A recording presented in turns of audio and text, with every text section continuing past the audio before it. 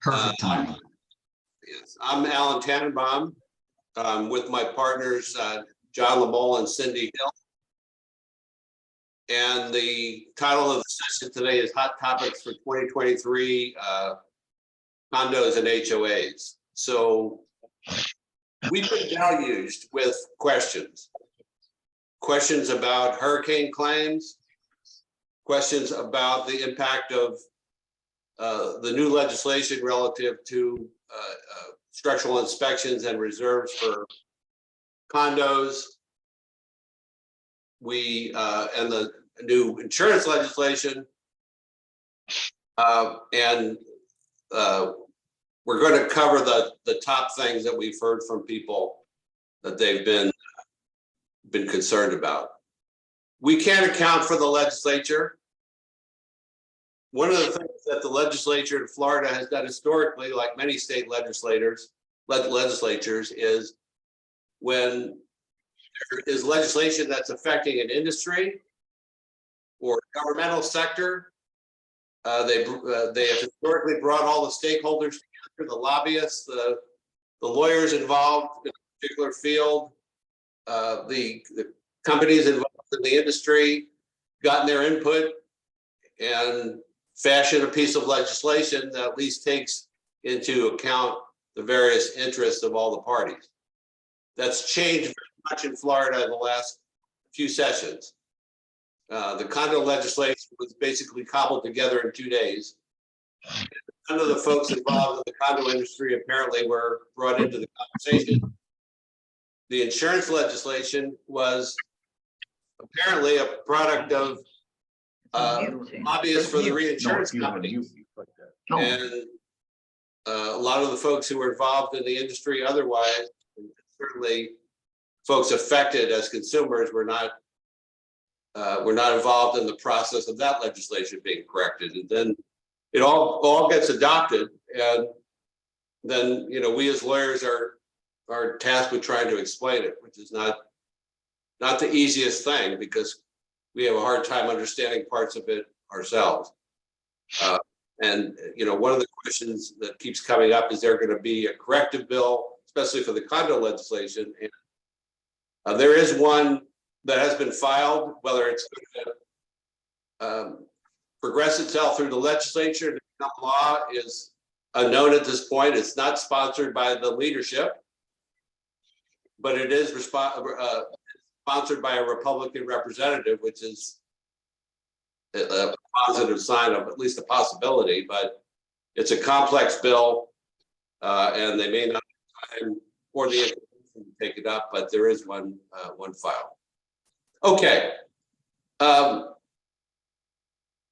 going to cover first section, which is insurance. And one of the big problems obviously is non-renewal, but I'm going to cover uninsured losses first.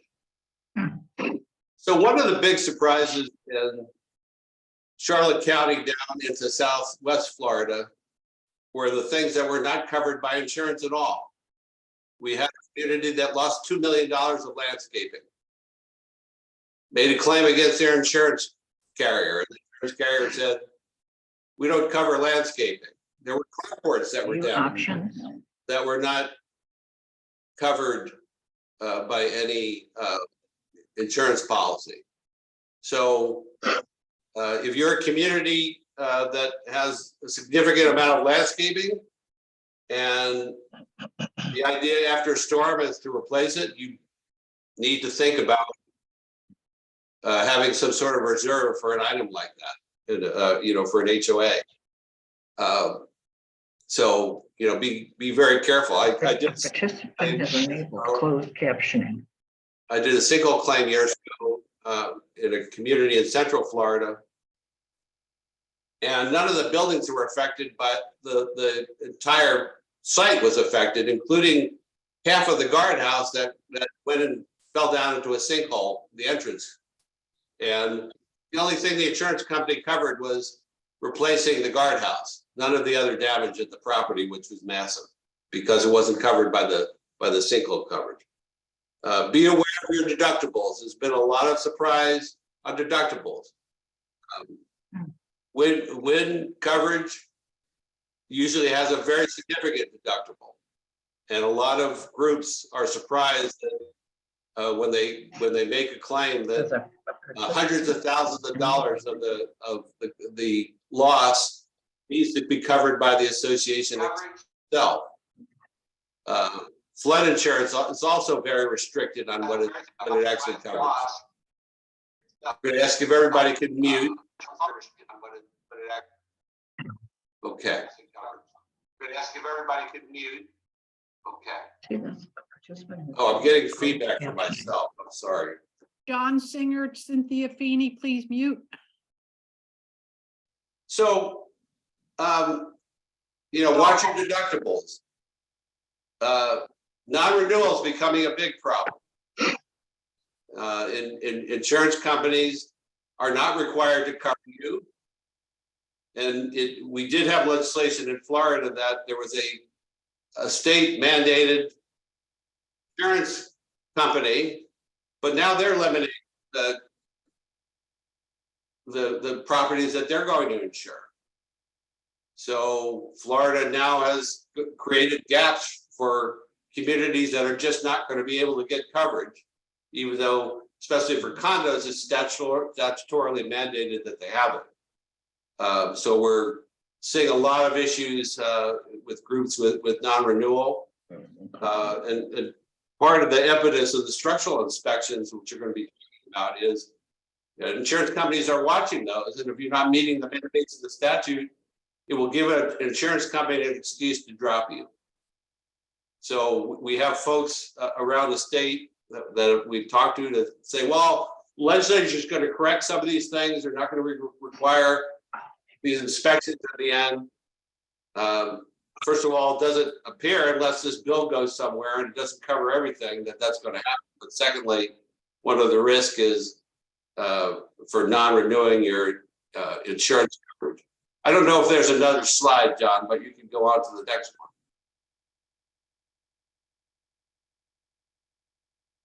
This is actually published by one of the insurance companies and shows the pressures on the home insurance market, material increases, lumber and wood product prices going up, roofing going up, all the disasters, including hurricanes that the insurance companies have endured.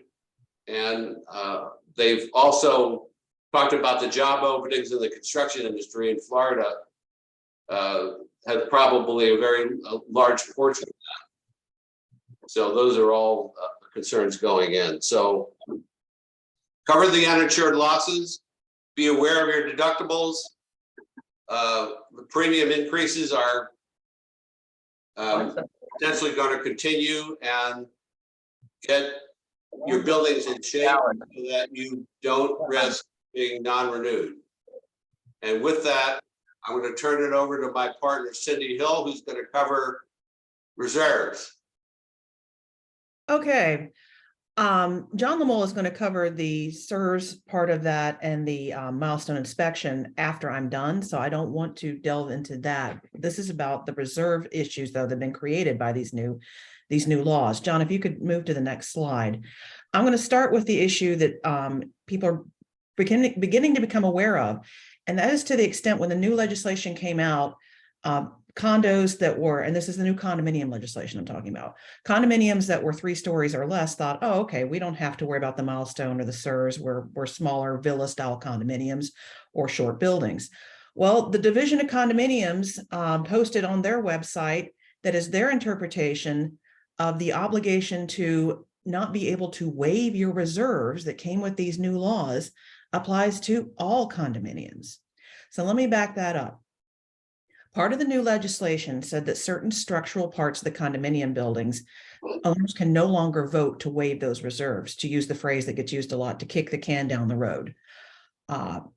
And that new legislation is obviously going to be an enormous financial burden on condominiums in Florida. But again, smaller villa style condominiums or smaller buildings were thinking they didn't have to worry about that concern. The Division of Condominiums has said otherwise. I have up here on the slide the exact question and answer quote that is from their website. The question was, I live in a 2-story condominium. Is our association still permitted to waive reserves? And the answer is the division does not consider this provision to base an association's ability to waive reserves on the number of stories that an association's buildings have. Very wordy response, really meaning we consider that we, the division, consider the obligation to now no longer be able to waive certain reserves applies to all condominiums, not just to ones 3 stories and higher. So John, if you can move to the next slide. What am I talking about in terms of what items no longer can be waived or now have to be fully funded? That is what is referred to in the industry now as subsection G, and I have it up here on the screen. That would be your roof. That's a structural component of everyone's building. We can agree on that. Any sort of load-bearing walls or other structural parts of your building, your floor, your foundation, your fireproofing, your plumbing, your electrical systems, your waterproofing, your windows, and then you have the little catch-all at the bottom here. Any other item that has a deferred maintenance expense or replacement cost that exceeds $10,000, that's not a high burden in these days, and the failure to replace that item negatively affects any of the items above as determined by an engineer or architect performing the structural integrity reserve study. Well, that's really a bit of a glitch there because the condominiums that are smaller in size don't have to have a SERS. So I don't know quite what to tell you about that catch-all for the smaller condominiums. But what this means is a matter of, let's use some common sense, since we kind of have to, since the legislature threw a lot of things at us. If it's going to be integral to the structure of your building, you're going to want to defer on assuming it is part of this catch-all and making sure that you're not waiving reserves on it so that you don't run into a problem. Now, I've gotten a lot of questions, and we could spend the next part of the presentation trying to address, well, what if we're not responsible for the windows? Or what if there is no problem? How do we fund for replacing a foundation? These are issues that are legitimate questions. I don't want to go down that path because this is meant to be more of a spot issue. But I would say that that's really going to be answered for the 3 stories and above condominiums by the report you get from an engineer. If the engineer doesn't see a problem with your foundation, then there's no basis to fund for your foundation. That's really the kind of 10-second answer to that. So in the interest of time, I also want to circle back before I hand this over to John to mention what Alan had mentioned, that reserves for HOAs are not impacted by any of these new laws, but reserves for HOAs need to be readdressed in terms of, now that this area has been we've been part of a hurricane, to think about those items, as Alan was saying, that you're not necessarily reserving for because you're not anticipating losing them, such as landscaping. I've had tens of thousands of dollars my communities have lost, and in case hundreds of thousands of dollars for some of the larger one that lost landscaping. Mulch is wildly expensive. We all should have gone into the mulching business, but I say that facetiously, but the idea is these expenses were hard on my communities to suddenly have to decide what to do to replace them, and landscaping isn't something we think about. So to the extent condominiums have a really large burden now for reserves, I would also encourage HOAs to reassess what they're reserving for, what their insurance is covering, so that they can also remain fiscally sound and solid properties that people are going to want to buy into. So I know that raises a lot of questions and a lot to take in a few minutes, but I'm going to turn it over to John. Again, we're going to answer questions at the end. All right, thank you, Cindy. So I give a lot of talks to different groups of managers and condo directors, and I continue to see, and it's surprising to me, that there's still a lot of confusion as to first of all, the difference between the different types of inspections that are required under the new safety legislation, the timing of those.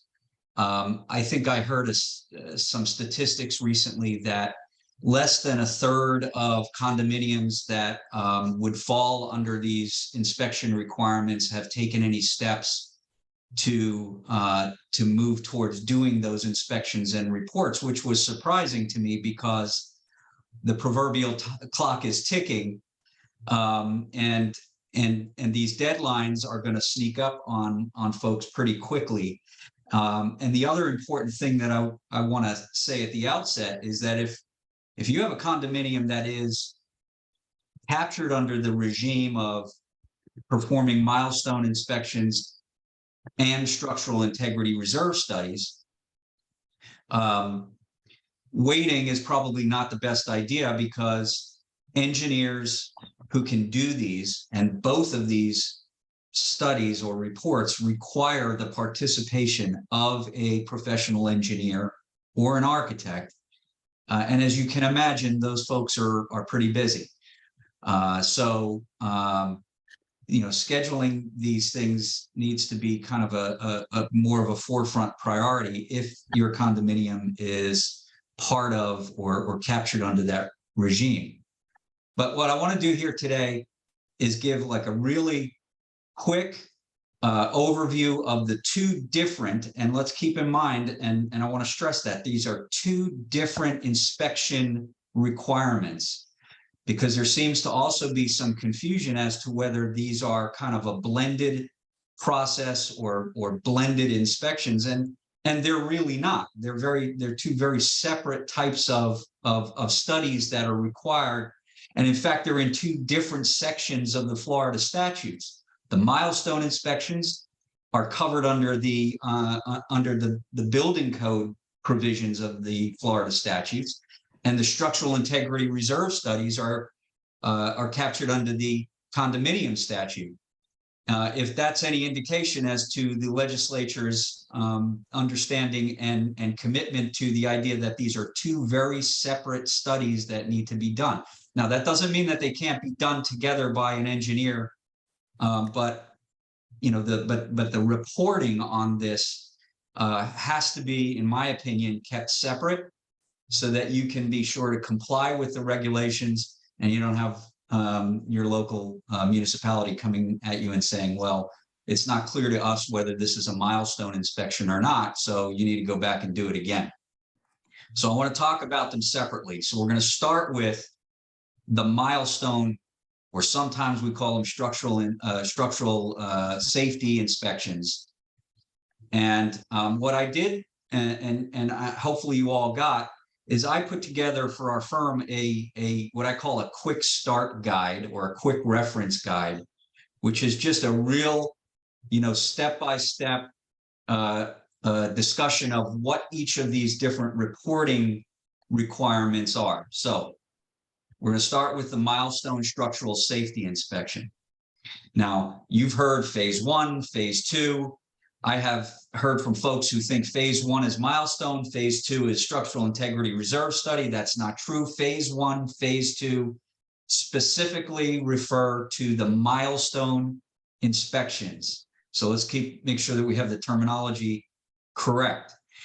And in the milestone inspection, if you have buildings that are 3 stories or higher in your condominium, you have to do a phase 1 milestone inspection. So let's talk about what is a phase 1 milestone inspection. It's a visual inspection of a condominium building for evidence of, and the term of art here, or the statutory term, is substantial structural deterioration. Now, the statute does provide a not particularly helpful definition of what substantial structural deterioration is, but that's an engineering decision that will need to be made by the licensed engineer or architect who performs this. Now, I've seen we talked a little bit about this. There's a Senate bill floating around there. I actually looked at it this morning real quickly for the very first time. I can tell you that the provisions relating to the milestone inspections, there's not a lot in there. There's not a lot of clarification in there. So what you see and what we're talking about here is what still is on the books, and what, at least in the bill that I've seen, is going to continue to be on the books. So visual inspection for evidence of substantial structural deterioration, as that term is defined by or determined by a licensed professional engineer or a licensed architect. And as you can see, when I the second section of this slide, which says who does these reports, it's got to be a licensed architect or engineer. Now, we've talked about this in the past.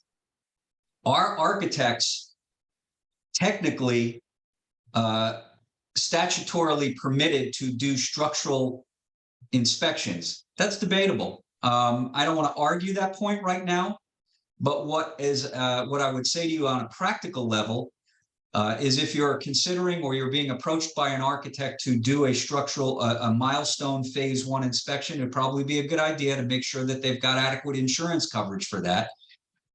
Because there is there's some questions as to whether that falls within their scope of licensing.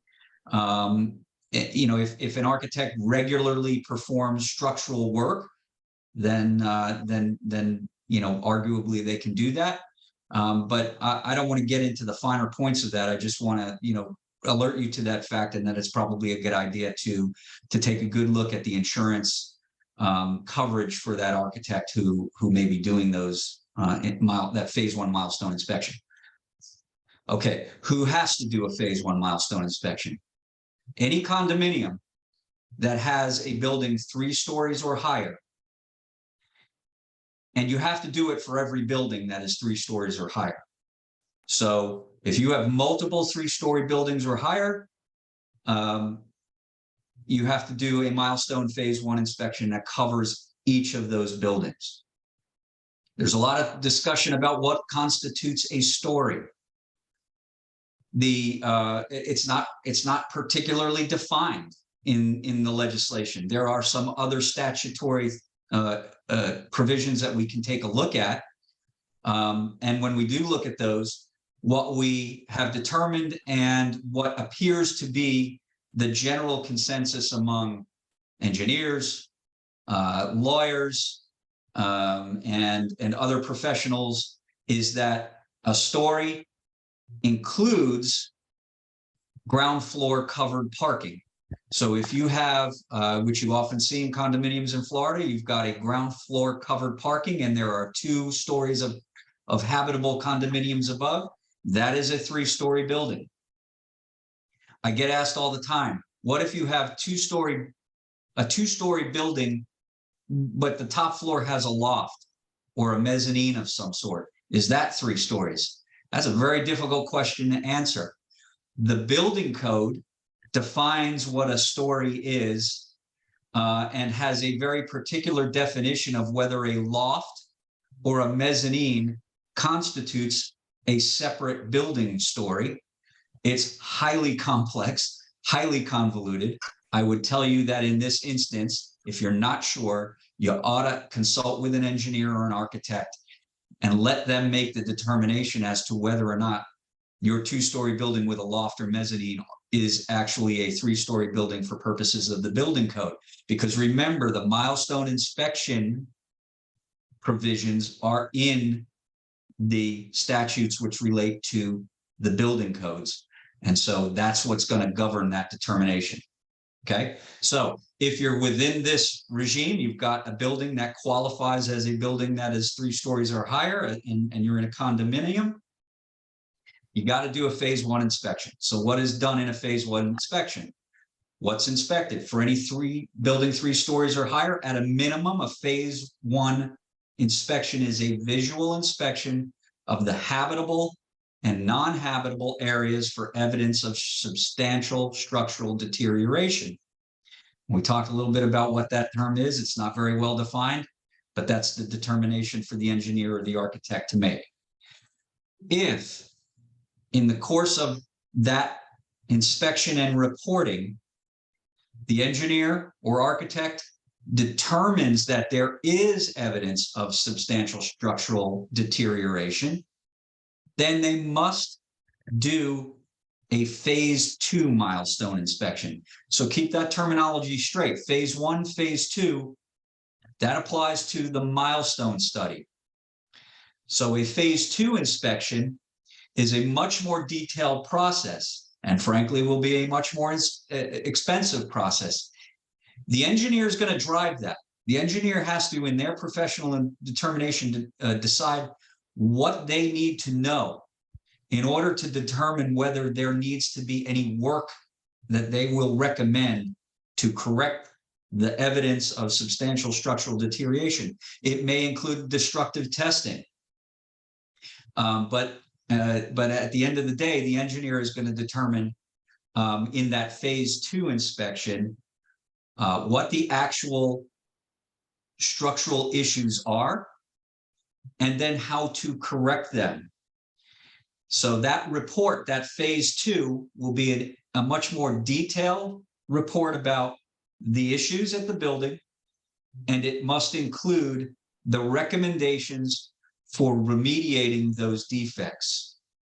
Now, if you do get to phase 2 and you have a phase 2 report, you got to do something with it. If there's a remediation recommendation by the engineer, you're going to have to implement those repairs. And implementing those repairs will be monitored by the local building official. And you'll have a certain amount of time to do that. And if you don't do it, you're going to have a very upset building official, and that will all be enforced through municipal ordinances. When are these reports due? Now, here's where I'm surprised that we have a very low percentage of folks that have even started this process. They're due by December 31st of the year in which the covered building reaches 30 years of age. That 30 years of age is driven by when the certificate of occupancy was issued for the building. So if the certificate of occupancy for your building that's 3 stories or higher, your condominium building, 3 stories or higher, was issued, is coming up on its 30-year anniversary, then by December 31st of that 30th year, you've got to do the phase 1 milestone inspection for that building. There's a grace period for buildings that were completed prior to July 1st of 1992, because remember, this law went into effect July 1st of last year. So if you have a building that was completed, that had its certificate of occupancy before July 1st of 1992, those buildings have until December 31st of 2024 to do their phase 1 milestone inspection. I'm not going to get into the little gaps that creates for some folks that may have had buildings turning 30 before December 31st of 2024. There's some little inequity there for those folks, but it is what it is. That's what the statute says. Adding further confusion, the legislature has put a 25-year schedule for buildings within 3 miles of a coastline. They don't really provide a very good definition of coastline, however, and so that's created a lot of confusion. And there really isn't a very solid answer for this. I know that's unfortunate, but there's a statutory definition of what constitutes a coastline, and that is the mean high water mark of where the land meets the sea. And there's not a very good definition of what the sea is. So I can't tell you whether the Gulf is determined to be the sea, or whether a bayou or an inlet or a canal is similarly determined to be a coastline. There's a frequency here. It's not one and done. After your initial phase 1 milestone inspection, then you have to do another one every 10 years. There's reporting disclosure requirements. Every unit owner must get a copy of the phase 1 milestone inspection. It must be posted on the property. If your condominium is required to maintain a website, then it must be posted on the website. And then the report must be maintained in the official records for 15 years. Okay, so that's milestone, phase 1 or phase 2. There's a whole separate reporting requirement, and that's the structural integrity reserve study. You'll find that in chapter 718. What is the SIRS? It's a completely separate inspection. Its purpose is to define recommended reserves for replacement or deferred maintenance of certain common areas, as set forth in, and Cindy referred to, subsection G, which is 718.112 2G. Who does it? Same as a Same as a phase one milestone inspection, it must include a visual inspection of the common areas by a Florida licensed engineer or architect. Now, here's where this is a little bit different. This is a reserve study. So the reserve calculations don't necessarily need to be made by the engineer or architect, but the visual inspection of those areas that are in G must be done by an engineer or an architect. So if you've got a reserve study team coming in to do this, know that that inspection, that visual inspection, needs to be done by a licensed professional. Again, who is captured under this? It's condominium buildings 3 stories or higher. The story is going to be the same definition as you would find, and we talked about moments ago, for a milestone inspection. What's inspected? For any building 3 stories or higher, a visual inspection of the common areas to establish their remaining useful life, the estimated replacement cost or deferred maintenance expense, and a recommended annual reserve amount for that common area. And again, this refers back to those things that are listed in item G, in section G. When is it due? Effective July 1st, 2022. Every developer has to do this report prior to turnover. So for any building, any condominium that is turning over after July 1st or has turned over after July 1st, 2022, the developer's got to deliver this structural integrity reserve study. For owner-controlled associations which turned over prior to July 1st of 2022, the very first SERS report or SERS reserve study is due by December 31st, 2024. And then the frequency thereafter is you have to do one every 10 years, commencing with the initial structural integrity reserve study. These reports need to be maintained and disclosed. They have to be maintained by the condominium and official records for 15 years. If the condominium is required to maintain a website, the SERS must be posted on the website. Okay, so those are the 2 different inspection regimes, and it's very important that you keep them separate.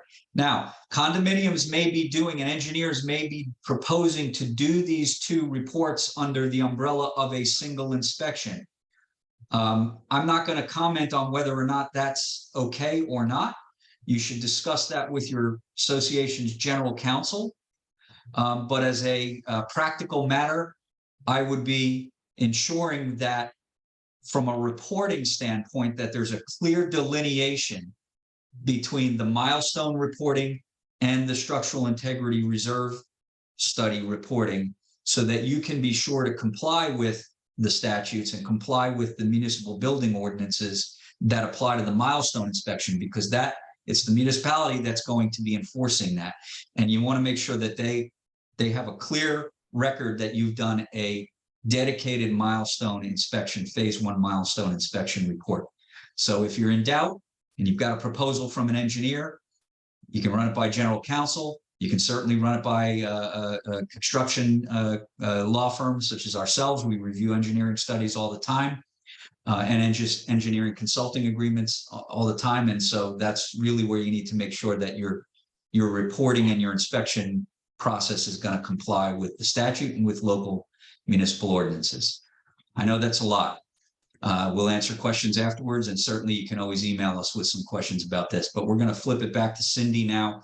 She's going to talk about dealing with board and owner resistance to significant assessment increases. Thanks, John. Before I proceed, I have feedback. Sorry. I don't know how. That may be from me. I'm going to mute. Okay, thank you. I think that solved it. Before I proceed with that, there seems to be some confusion from the chat. So I do want to clarify what I was discussing earlier was the reserves requirement. John just discussed the inspection requirements. Inspection requirements are for condominiums under 718 that meet that 3-story threshold, which, as he had discussed, can be an issue if you have a garage or maybe a loft, but that's where that applies. All condominiums are now obligated under the current laws and the division's reading of the current laws to not be able to waive reserves for those item G components, the roof, the windows. So I hope that that helps clarify that issue. In hindsight, I think maybe John should have gone ahead of me and I should have gone after John to help with that clarification. Moving on, though, to the now hefty bills that condominium associations are looking at to start to fund their reserves and no longer waive them if they have, if you've already been not waiving your reserves, that's great, but many condominiums do at least partially waive reserves to help with expenses. You're going to get a lot of owner pushback to some of these bills. There's also going to be bills for the inspections for the larger condominiums. And first of all, I want to advise, don't feel like you have to do this alone. Counsel for each association can help provide explanations to the owners as to why these actions and expenses are not discretionary. This is not the same thing as deciding, hey, let's redo the pool and make it look nice, get new pool furniture, get new club furniture. No, these are not discretionary decisions. These are obligations that the condominiums have to follow under the act. So I would start with that informed conversation with your owners. Make sure they know that you're not as a board, you are trying to comply with the law. You're not just trying to put an onerous position on the owners. The other thing to keep in mind is, to the extent that some owners may not be able to afford these expenses, it sounds rather harsh, but in life, sometimes people have to make some decisions. If something has become too expensive for them to keep, they might have to make some personal decisions about that. And not to say that the board needs to be crass about that, but it's not the board's problem, candidly, to solve personal financial problems. Now, that being said, at the same time, the board does want to be cognizant of the community and try to do what they can to make sure that it's not any worse than it needs to be, for lack of a better way to put it. So waiting for some of these issues until we get closer to that 2024 deadline actually means that they're just going to get more expensive. I've been advising my associations to start planning now for these issues. Go ahead and get yourself in line for the inspections if they're necessary. Start looking at your reserves, see what you're looking at in terms of raising the assessments to fund the reserves. Do these things sooner rather than later. No, they're not fun, but the longer you wait, the more expensive it's going to get. You can also consult with your counsel and see if, as for sort of bridging the gap, so to speak, between this now requirement that's going to put some financial burdens on a community, and thinking forward, it might make sense to take out some kind of loan to assist with that, or rather than a large special assessment. You can also do special assessments in stages. You're not required to necessarily do a special assessment that's just a one fund. You can do special assessments where people can pay periodically. These are all going to be driven by what's in your documents, though, so I can't give specific advice on that. I'm just trying to put out some ideas that you can think about with your counsel, and try to best put out the expenses without creating more burdens than you need to for your owners, because I don't need to tell you, people are going to complain. No one likes the cost of living going up. And again, starting with what I started this part of the presentation with, think about the communications with your owners.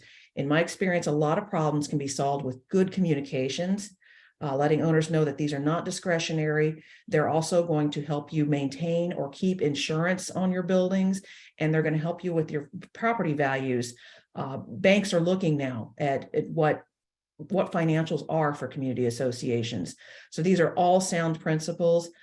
These are not things that owners are going to like, but it should be things that when owners are told what the reasoning is for these, that they will at least understand. Alan, I think you're muted. I could add to that the people who show up at meetings are often the people who are upset about assessment increases. You may not hear from the vast majority of owners, but the people who do show up generally is with a complaint. Some people want to sell their unit in 6 months, and that's their major concern. We've had boards where there's a board member who was trying to sell their unit, and there's a conflict between the long-term decision making that they need to make for the benefit of the association and what their individual interests might be. So I've always told associations that your obligation is for the long-term sustenance of the community, not to deal with short-term interests. And with that, it's proper planning meeting reserve requirements, getting your inspections done and so forth. So that's what we're looking for. We're gonna leave a little bit of time for questions, but I want to cover real quickly this last topic of complacency. We have a lot of people hoping that the legislature is going to modify the condo legislation to extend deadlines, to make it less onerous. It may happen, but you know, I was on the construction law committee of the Florida Bar yesterday, and one of the pieces of legislation that is actually going through right now and probably will be passed is to shorten the statute of repose, the time period for pursuing latent construction defects, to actually make it synonymous with the statute of limitations. It used to be 15 years. Legislature moved it to 12 years. Then the legislature moved it to 10 years. Now they're proposing to move it to 4 years. That's what the legislature is really top of mind in the legislation right now, plus other things that have nothing to do with our industry. So whether they're going to be able to get to a glitch bill or not is very doubtful. So don't wait for that. There's now fiduciary obligations for condominiums that put individual directors at risk for any kind of delay. And one thing I know, and any of the construction people on the Zoom will tell you, is that building problems do not get better with time. And a problem that you have today will be more expensive to repair tomorrow, and certainly more expensive to take on in 5 years. So buildings don't wait. Champlain Towers is the most drastic example, but they knew for years that there was a significant amount of money that needed to be spent, both in investigation and repairing that building, and they waited too long in the process to get to that building. And there's many other buildings that in Florida that face the same consequence. So Cindy or John, do you have anything to add to the topic of complacency? John? Not anything other than what I had talked quickly about in my section was, you know, just the market, you know, supply and demand. We're seeing engineers, for example, that are, you know, not even in milestone inspections, you know, just doing other types of building forensic inspections, and you know, they're booked 4, 5, 6 months out. And so you know, you don't want to get caught by waiting too long, and then you can't get an engineer to do these inspections in time to meet the requirements, the time requirements. And, All right, the faster they have to work, you know, they may charge more as well. They All may right, charge premium pricing for faster service. Let's get into some of the questions. And I'm looking at Robert's question. I was wondering if the laws which came out of Tallahassee will also apply to hospitals, hotels, and apartment buildings. I don't think so. The legislation that was created, reserve and inspection requirements, was a reaction to a horrendous condominium building collapse in Surfside. Until there's an apartment building that has the same fate, or a hospital, or another hotel or commercial building, I doubt that there will be evidence on the part of the legislature to impact those issues. The other aspect that you have is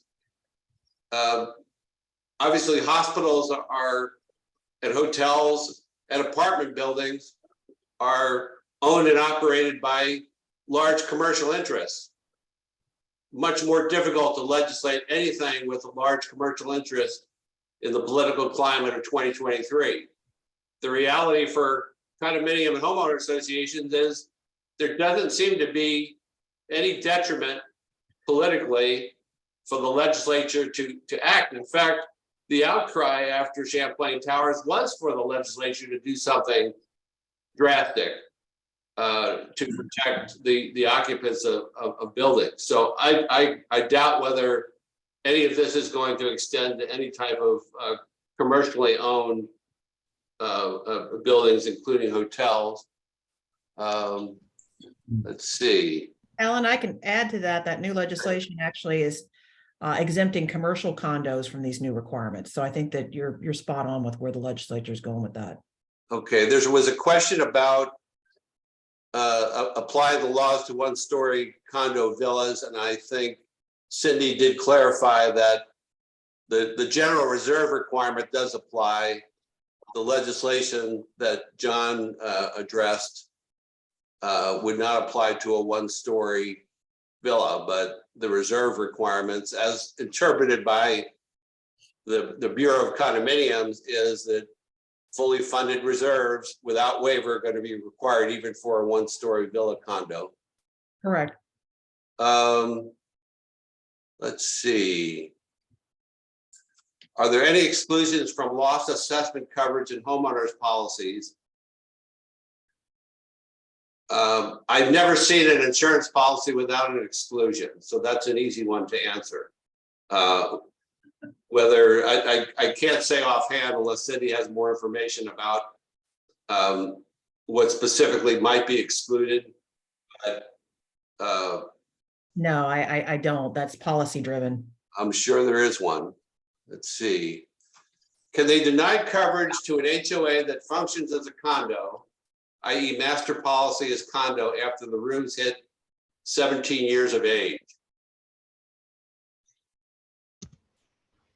Cindy, you want to attack that one? I mean, generally, their insurance company does not have to have a reason for cancellation. I know there was something in the recent legislation that had to do with you can't have an automatic cancellation because a roof reached 15 years of age. Yeah, that was recent legislation, but depending on what the building is, that legislation might not apply. It was meant to apply to residential independent structures, not commercially insured structures like condominiums are. So that's really, that one can't really just be answered without more detail. Other than I would say generally the insurance companies are denying because they can. It's the industry's a mess. Okay, it's not going to help you though in any circumstances. There's a question about how to include landscaping in reserves when not currently listed among identified items. So I did answer that one in the chat. Okay. Alan, I didn't mean to interrupt you. If you want to try to, if you want to go ahead. No, go ahead. That reserves for homeowner associations, not condominiums. For homeowner associations, reserves can either be statutory under the Homeowner Association Act, or they can be discretionary in the documents. So that one unfortunately cannot be answered as a blanket answer. You're going to have to get with your counsel and see what flexibility you have. I can say if your reserves are not statutory, not governed by the Homeowner Association Act, it will be very easy for the board to make an adjustment for that. All right, John, you may want to attack this. Under the new legislation, must a condo association engage in independent reserve study analysis, or can an association do an in-house study performed by unit owners? Okay, why don't you attack that? Can you attack that one, John? Yeah. So, look, if your buildings, if your condominium buildings fall within the definition of buildings that are required to be, that you're required to perform a structural integrity reserve study for, you're going to have to do the CERS. So buildings 3 stories or higher are going to require, the legislation requires a structural integrity reserve study.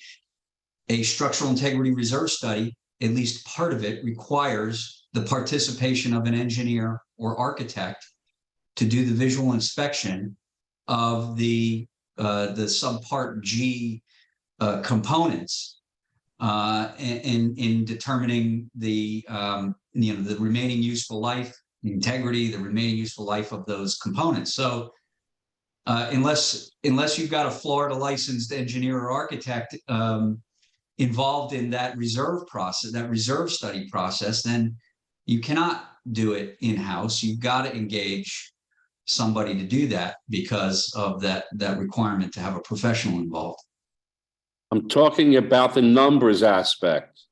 I get the fact that we need an engineer to do the on-site inspection, but we talk about two components to the inspection. One is the visual by an engineer, and the second is the actual numbers, the costs.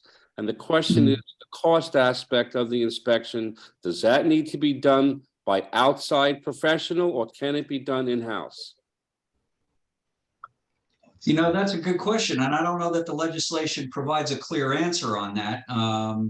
You know, arguably, as long as the engineer or architect is involved in making the inspection and essentially, you know, providing the useful life data, can a separate, you know, can you determine the reserve requirements in-house?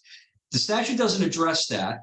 The statute, you know, but there's, you know, the report part of this, that's where I think you may have some issues, because you've got to have a structural integrity reserve study. It's a report. And so I don't know how you would put that report together, you know, using a combination of an outside engineer and somebody in-house or an in-house committee who's making those calculations. There may be a way to do it, but I don't have a ready answer for that, because the statute doesn't specifically address that. Thank you. Is there a way to answer a quick question? Who's asking? Joseph Ricky. Okay. I typed it up and I was wondering if I could have a verbal discussion. All right, just a minute. So I'm very wary, and Cindy will back me up on this, of board members undertaking and providing information that normally would be provided by an expert that is going to be relied upon by the association in its determination. So perhaps if you got bids from contractors and use that as a basis for your reserve numbers, that would pass muster. But if individual board members, based upon their experience, for example, are coming up with what required reserve numbers should be on their own, let's say somebody's a retired contractor or retired engineer in their community, they're putting themselves at personal risk in making those calculations. So part of the reason why you hire a professional to perform these functions is you don't want association making determinations based upon individual determinations by even knowledgeable board members. So the same reason why a CPA who's on the board doesn't do the association's tax return, and for legal advice, they call Cindy for general counsel questions and not rely upon one of the board members who happens to be a lawyer. They're putting themselves at personal jeopardy and trying to take something like that on. I agree. But I also think the business judgment rule would come in, you know, would be impacted there too, because you know, you may, you know, by not consulting an outside expert to assist in those calculations, you may be at risk of not having the protection or the full protection of the business judgment rule as a board. And what John is referring to is that protection you have as board directors to make reasonable decisions and be shielded from liability for those decisions. If you make a decision based on the advice of a professional, it's very difficult for you to be found liable as board directors for that decision. So if that professional is in-house, so to speak, that protection is not as clear. Okay, again, we're going to ask, you can continue to send your questions through chat. It's very difficult in a session like this to respond directly to oral questions during the session. So whoever was asking to have further back and forth, send your questions through chat, and we're going to continue because there's a lot of questions.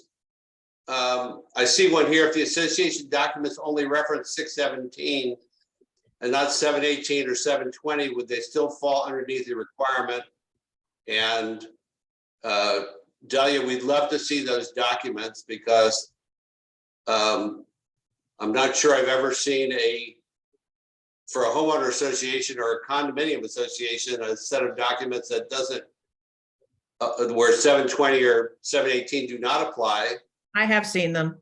Okay, well, Cindy, how would you respond to that? Sometimes the documents are older, 720. The provisions that are in 720, a lot of them were originally in 617 and moved over to 720. Okay. 20 something years ago. Generally, unless your documents are really old, and we're talking like over 45 years old, you're not going to be a condominium unless it references 718. Okay, there's a question about being 3 miles from the coast. The only concern for a building 3 miles from the coast is if you're a 3-story building. So if you're 1 story or 2 stories and you're by the coast, you have no special requirement other than meeting, if you're a condo, meeting the typical fully funded reserve requirements. Cindy, there's a question of pooling. I don't know if you want to take that on here. Pooling did show up in a couple of questions. I answered one of them.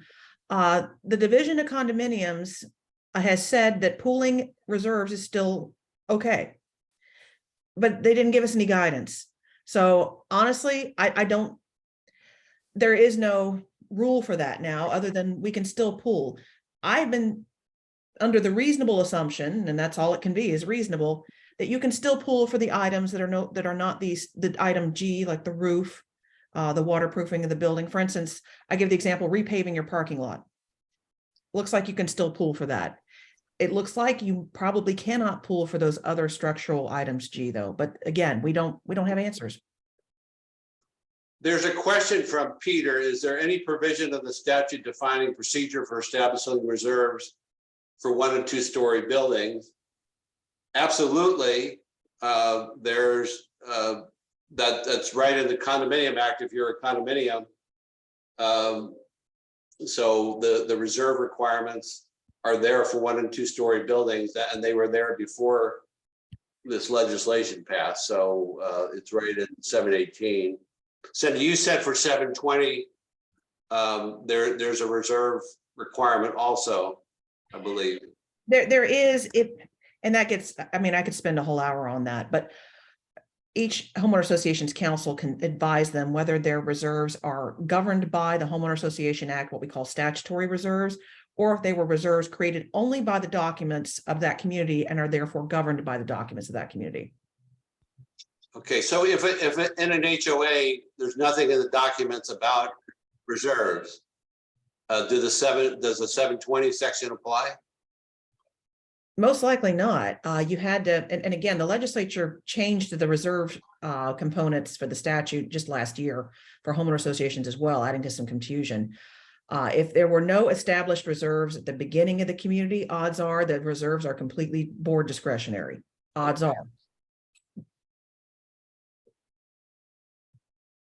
John, I don't know if you want to take this one on. CERS is due by 12/31/24. Budget for 2025 would already be complete for condos under calendar year. Would that information then be used for 2026 budget? Does that, you have a ready answer for that one?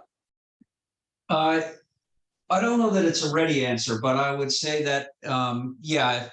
And I looked at off the top of my head, I would say, and that's probably accurate. However, as again, I was reading this Senate bill that's out there, and they do address that. And so, or at least in my quick reading of it, and I need to look at it a little bit more detail, but it looks like they may be addressing that issue because they talk about budgets adopted after 2020, December 31st of 2024. So I don't want to give a definitive answer on that. I would say to you, you ought to sit down with general counsel, take a good look at the statute, and make that decision with the advice of counsel. But it looks like if at least the legislature is looking at that particular issue and trying to provide some clarification on it.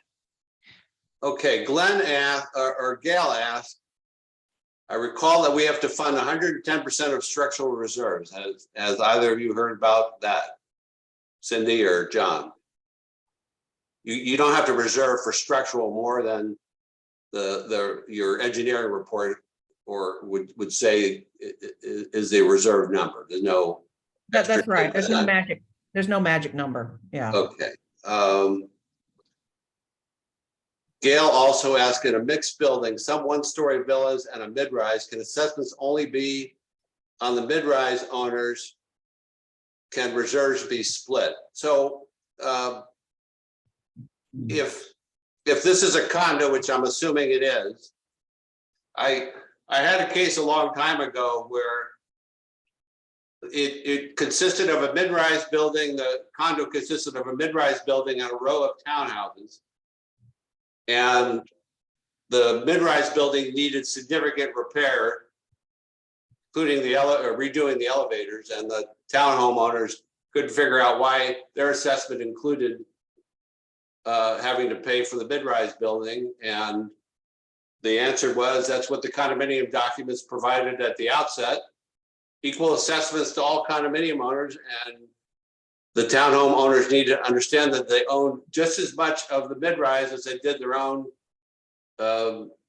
exteriors of their townhome. So the general answer is, unless your documents are very unusual, the assessments and the reserve requirements for your mid-rise building would have to be absorbed by the villa owners the same way as the owners in the mid-rise. And unfortunately, you're in the same mix as that condo that I just described.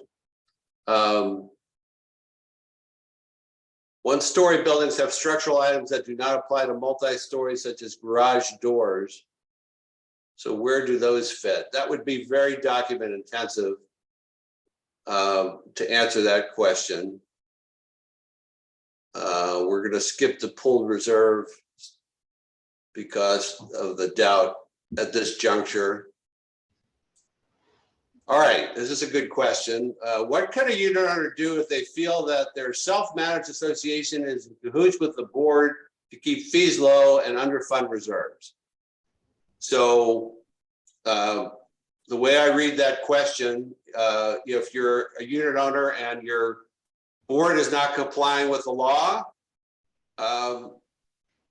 you have a Bureau of Condominiums that governs condominium operation in Florida. You can file an administrative complaint, and if you don't want to go that route, or in addition to that, you can go see a circuit judge to ask that the Condominium Act be appropriately enforced at your condominium.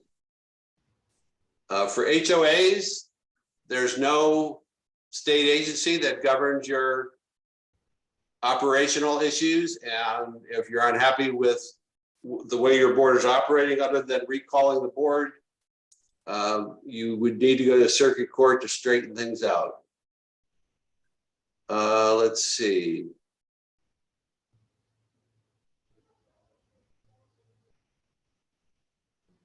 All right.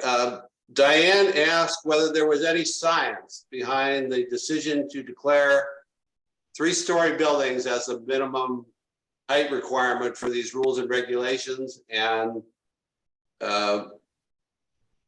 we don't know what was in the minds of those particular legislators at the time that they met for 2 days and fashioned that legislation as to why 3-story minimum was determined to be the necessary minimum for that legislation to apply. What can be done with property managers that ill-advise the board that the reserve requirements don't apply to their condominium association?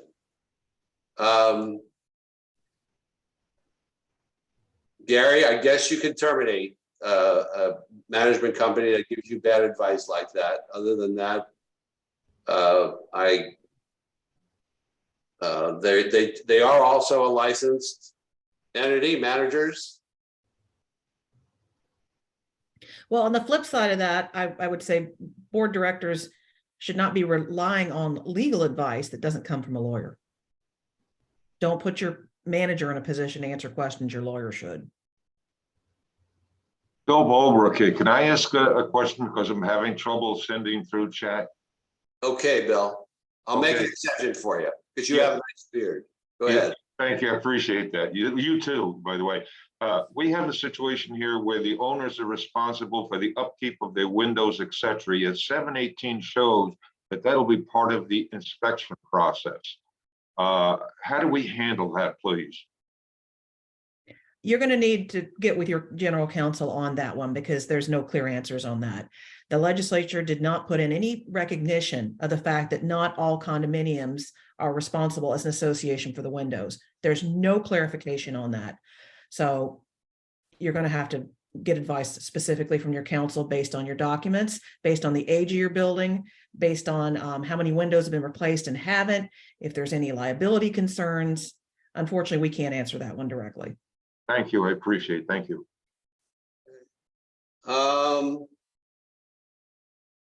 What about a 50-year-old building that is 3 stories, but very sound, but not to current code such as railing height or width?